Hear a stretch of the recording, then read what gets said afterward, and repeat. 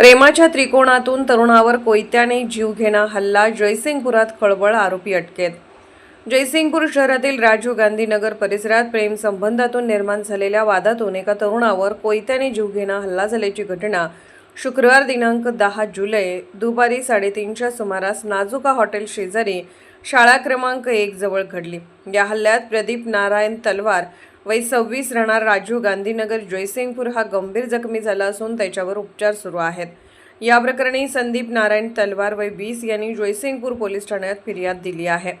पोलिसांनी प्रशांत सुनील भोसले व नितेश अटके दोघे राहणार मिरज जिल्हा सांगली यांच्याविरुद्ध भारतीय न्याय संहिता BNS 2023 चे कलम 118(2) व 3(5) अन्वये गुन्हा क्रमांक 254/2026 दाखल केला आहे. पोलिसांनी दिलेल्या माहितीनुसार जखमी तरुण मुख्य आरोपी यांच्यात एका मुलीच्या प्रेमसंबंधाच्या कारणावरून काही दिवसांपासून वाद सुरू होता. या जुन्या वादाचे पर्यवसन हल्ल्यात झाले. आरोपींनी प्रदीप तलवार याच्यावर कोयत्याने डोक्यावर व उजव्या हातावर वार करून गंभीर जखमी केल्याचा आरोप फिर्यादीने केला आहे.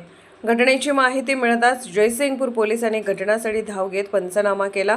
जखमीला तातडीने उपचारासाठी रुग्णालयात दाखल करण्यात आले. या प्रकरणाचा पुढील तपास पोलीस निरीक्षक संतोष गोरे यांच्या मार्गदर्शनाखाली सहाय्यक पोलीस निरीक्षक मुल्ला करीत आहेत. या घटनेमुळे जयसिंगपूर परिसरात काही काळ तणावाचे वातावरण निर्माण झाले असून प्रेमाच्या त्रिकोणातून झालेल्या या हल्ल्याची शहरात मोठी चर्चा सुरू आहे. SK news Suresh Kamble, Jaysingpur.